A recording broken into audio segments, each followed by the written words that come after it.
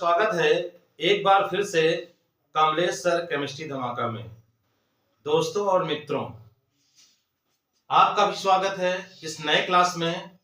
और यहाँ पर आज हम सीखेंगे रेलवे ग्रुप डी 2025 में विज्ञान से पूछे जाने वाले प्रश्न, और वो भी केमिस्ट्री से पूछे जाने वाले प्रश्न के बारे में हम समझ रहे हैं। पिछले वाले क्लास में हम परमाणु और अणु के बारे में अध्ययन कर लिया है। अब उससे संबंधित ढेर सारे प्रश्नों को हम क्या करेंगे। अभी तो हमने कुछ ही प्रश्नों को किए हैं। आज वाले क्लास में हम कुछ और ज्यादा प्रश्नों को करेंगे, तब जाकर हमारा परमाणु और अणु संबंधित प्रश्न समाप्त होंगे। फिर हम आगे की तरफ क्या करेंगे, बढ़ेंगे। तो आइए वीडियो स्टार्ट करते हैं और आज का ये पहला प्रश्न देखते हैं। नियान, ये एनी है, नियान पढ़ेंगे। नियान का सम इलेक्ट्रॉनिक है। इसमें से कौन सा ion, chloride ion, lithium ion, sodium ion, potassium ion, इसमें नियान का सम इलेक्ट्रॉनिक। सम इलेक्ट्रॉनिक मतलब नियान में जितना इलेक्ट्रॉन है, तो दिए गए इसमें ऑप्शंस में किसमें इलेक्ट्रॉनों की संख्या समान है। तो नियान का परमाणु क्रमांक कितना होता है, 10 होता है। यानी कि नियान में इलेक्ट्रॉनों की संख्या कितनी है, 10 होती है। जैसे कि अक्रिय गैस होता है हीलियम, नियान, आर्गन। हीलियम का परमाणु क्रमांक 2, नियान का कितना होता है, 10 होता है। तो नियान में इलेक्ट्रॉनों की संख्या कितनी है, 10। तो आइए देखते हैं इसमें कितना इलेक्ट्रॉन है। क्लोराइड आयन, क्लोरीन का परमाणु क्रमांक 17 होता है, लेकिन उसने एक इलेक्ट्रॉन ग्रहण किया, क्योंकि इलेक्ट्रॉन ग्रहण करने पर क्या जाता है, ऋण आयन, यानी कि एक इलेक्ट्रॉन बढ़ गया। तो इसमें कितना हो गया, 18 हो गया। लिथियम का परमाणु क्रमांक कितना होता है, 3 होता है, लेकिन उस पर एक धन आयन आया, इसका मतलब एक इलेक्ट्रॉन क्या है, निकल गया। तो इसमें कितने इलेक्ट्रॉन है, 2 इलेक्ट्रॉन। सोडियम का परमाणु क्रमांक कितना होता है, 11 होता है, और इस पर एक धन आयन आया। तो धन आयन आने का मतलब इलेक्ट्रॉन का निकल जाना, ऋण आयन का मतलब पहले के अपेक्षा इलेक्ट्रॉन क्या हो जाना, बढ़ जाना। तो सोडियम का होता है इलेक्ट्रॉन 11, लेकिन इस पर एक धन आयन आ गया, तो एक इलेक्ट्रॉन क्या हो गया, कम हो गया। तो इसमें इलेक्ट्रॉनों की संख्या कितनी बची, 10 बची। यानी कि नियान में इलेक्ट्रॉनों की संख्या 10 होती है, तो सोडियम आयन में भी इलेक्ट्रॉनों की संख्या कितनी हो जाएगी, 10 हो जाएगी। तो हमारा उत्तर क्या हो जाएगा, सोडियम आयन हो जाएगा। पोटेशियम आयन के बारे में अगर देख लिया जाए, तो पोटेशियम का परमाणु क्रमांक 19 होता है, यानी कि इसमें इलेक्ट्रॉनों की संख्या कितनी होती है, 19 होती है।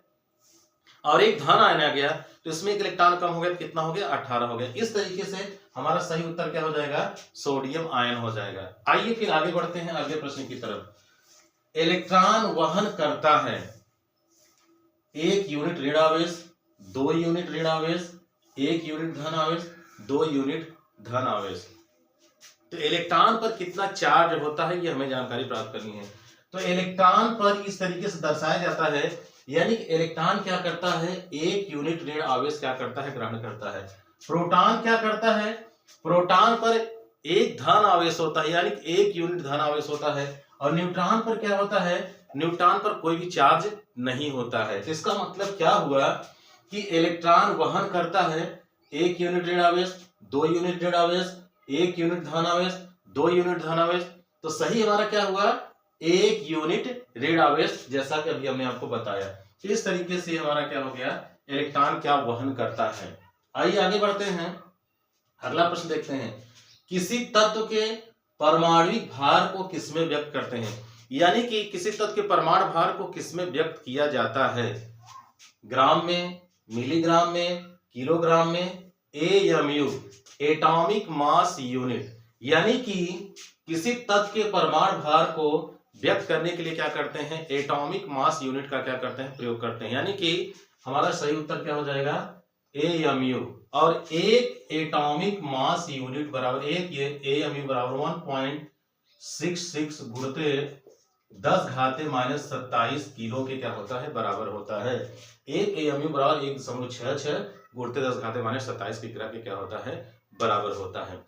इस तरीके से किसी तत्व के परमाणु भार को किसमें व्यक्त किया जाता है, एएमयू में व्यक्त किया जाता है।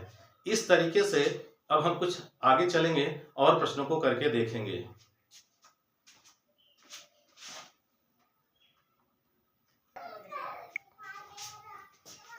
आइए देखते हैं अगले प्रश्न को। आज का चौथा प्रश्न है, परमाणु त्रिज्या को मापा जाता है। परमाणु त्रिज्या को किसमें मापा जाता है, सेंटीमीटर, माइक्रोमीटर, मिलीमीटर, एंगस्ट्रॉम।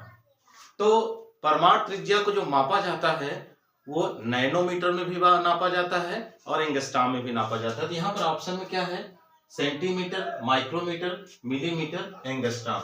यानी कि परमाणु त्रिज्या को व्यक्त किया जाता है किसमें? एंगस्ट्रॉम में। जैसा कि एक एंगस्ट्रॉम बराबर होता है 10⁻⁻10 मीटर के क्या होता है? बराबर होता है। और परमाणु त्रिज्या को नैनोमीटर में भी नापा जाता है, तो 1 नैनोमीटर बराबर होता है 10⁻⁹ मीटर। इस तरीके से परमाणु त्रिज्या को एंगस्ट्रॉम में भी नापा जाता है और किसमें? नैनोमीटर में भी नापा जाता है। तो चलिए आगे बढ़ते हैं, अगला प्रश्न हम देखते हैं। अक्रिय गैस के सबसे बाहरी कक्षा में होता है, यानी कि अक्रिय गैस के सबसे बाहरी कक्षा में कितना इलेक्ट्रॉन होता है? 2, 6, 8, 4।